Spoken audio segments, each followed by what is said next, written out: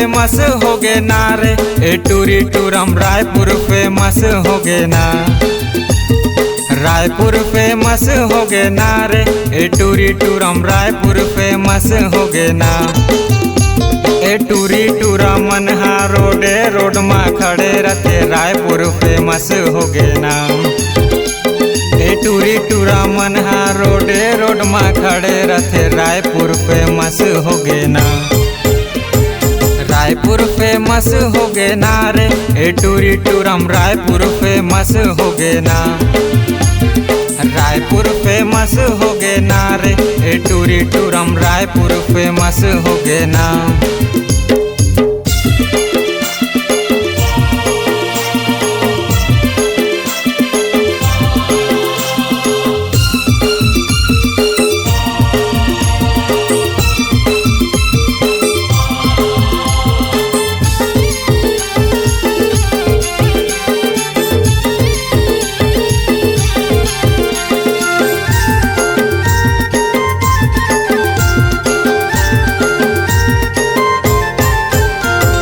घर ले झूठ बोल के इमन पिक्चर जाते, उहाँ पिक्चर देखे धन बनाते थे।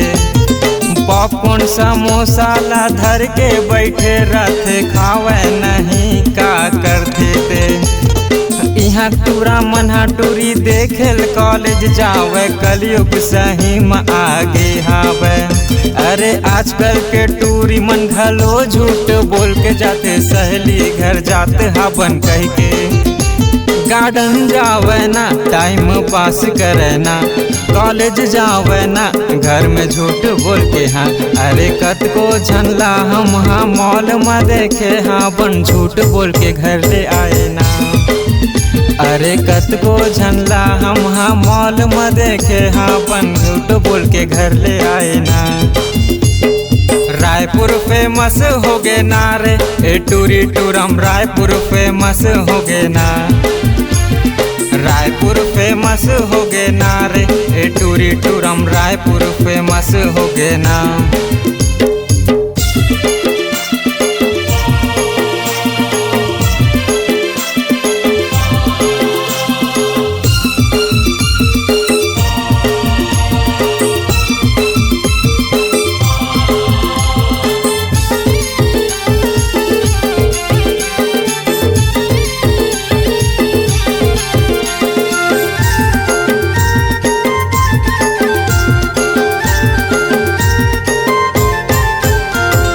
चाय लवर होके कॉफी पिए ला जाते, कॉफी कैफे है घलो मशहूर हो गे ना। पुस्तक पढ़े बहाना लाइब्रेरी जाए, लाइब्रेरी है घलो विख्यात हो गे ना। चाय लवर होके कॉफी पिए ला जाते, कॉफी कैफे है घलो मशहूर हो गे ना। पुस्तक पढ़े बहाना लाइब्रेरी जाए, लाइब्रेरी है घलो विख्यात हो गे ना। कैफे जावे ना महंगा वाला, लाइब्रेरी जावे ना डोंट डिस्टर्ब एरिया में। अरे कत को झनला गुपचुप ठेला में देखे हाँ, बन एक प्लेट में गुपचुप खाए ना। अरे कत को झनला गुपचुप ठेला में देखे हाँ, बन एक प्लेट में गुपचुप खाए ना। रायपुर फेमस हो गे ना रे, ए टूरी टूरम रायपुर फेमस हो गे ना। रायपुर फेमस हो गे ना रे, ए टूरी टूरम रायपुर फेमस हो गे ना।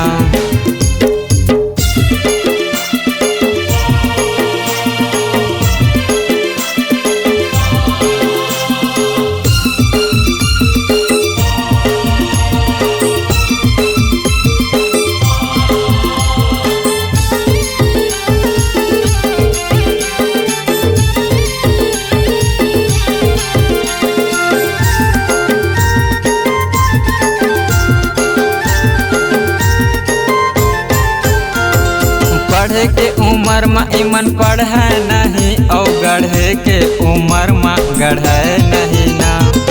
ऐसे लागे मानो कॉलेज पढ़े बर नहीं, रंग रेली मनाए पर जाते इमन। ऐसे ने करे ही रायपुर के भविष्य अंधकार में हाँ बहना। ऐसने मन रायपुर ला पूरा छत्तीसगढ़ में फेमस करना।